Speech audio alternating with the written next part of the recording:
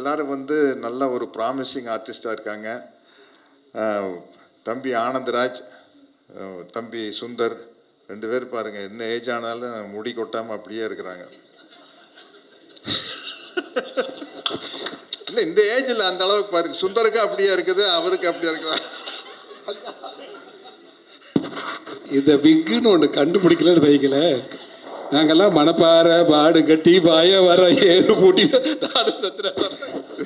நானும் கவுண்டமணி என்ன பேசிக்கோ, கவுண்டமணி என்ன சொல்லுவார், சத்யராஜ் இந்த விக்குன்னு ஒன்று கண்டுபிடிக்காமல் இருந்தால் நம்ம என்ன செஞ்சிருப்போம், எங்கேயாச்சும் ஊரில் மாடு மேய்ச்சிட்டு இருந்திருப்போம் அப்படின்பா. அதுக்கு நம்மளுக்கு 1 2 3 எல்லாம் தெரியணுமில்ல. முதலாளி கேட்பான்ல, அப்போ இத்தனை மாடு ஓட்டிட்டு போனால் திருப்பி வர கணக்கு கரெக்டாக இருக்குதான்னு நம்மளுக்கு அப்படி காமெடியாக பேசிகிட்டு இருப்போம்.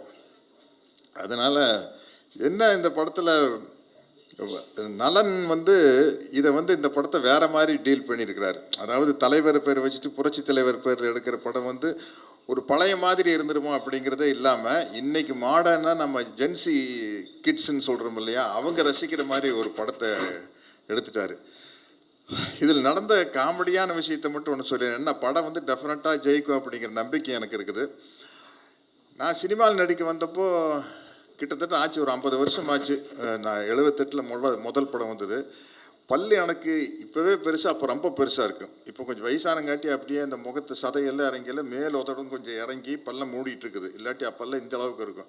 போய் சிவகுமார் அண்ணா கிட்ட தான், அப்பாகிட்ட தான் போய், அண்ணா பல்லு ரொம்ப பெருசாக இருக்குதுண்ணா, என்னென்ன பண்ணுறது அப்படின்னா, இது கோயம்புத்தூர்லேருந்து கிளம்பிலேயே இதெல்லாம் யோசிச்சுட்டு வர வேண்டாமா, இங்கே வந்து சொன்னேன். அதே பல்லு தானே கோயம்புத்தூர் இருக்கும்போது இருந்த அளவுக்கு தான் பல்லு இங்கேயும் இருக்குது. அண்ணா இதுக்கு ஏதாச்சும் ஒரு வழி சொல்லுங்கண்ணா அப்படின்னா, மந்த வழியில் ஒரு டாக்டர் பேர் சொல்லி அங்கே போய் கொஞ்சம் பல்ல ஃபைல் பண்ணி ராவிடுங்க அப்படின்னார். இன்னும் ஓட்டுங்க டாக்டர், இன்னும் ஓட்டுங்க டாக்டர், பவுடராக தெரிக்குது, இனிமேல் பண்ண முடியாது டாக்டர், பரவாயில்ல டாக்டர், இன்னும் பல்லு பெருசாக இருக்குது, இன்னும் கொஞ்சம் அரைச்சி விடுங்க அப்படின்னா, இதுக்கு மேலே அரைச்சோம்னா ஐஸ்கிரீம் சாப்பிட முடியாது, சூடாக காஃபியும் சாப்பிட முடியாது, பரவாயில்லையா அப்படின்னாரு.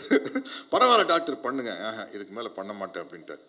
அதுக்கப்புறம் அப்படியெல்லாம் பல்ல சின்னது பண்ணி நடித்து கிட்டத்தட்ட ஒரு 250 படம் நடித்ததுக்கப்புறம் கார்த்திகிட்ட வந்து மாட்டுனா, நலன் குமாரசாமி சார் இந்த படத்தில் இதில் நான் வில்லனாக நடிச்சுக்கிறேன், வாத்தியார் படத்தில் வில்லனாக நடிச்சுக்கிறேன் பாருங்க, ஏதாச்சும் ஒரு டிஃப்ரெண்ட்டான கெட்டப் பண்ணலாம் சார், என்ன சார் பண்ணலாம், பல்லு வச்சுட்டா சார்.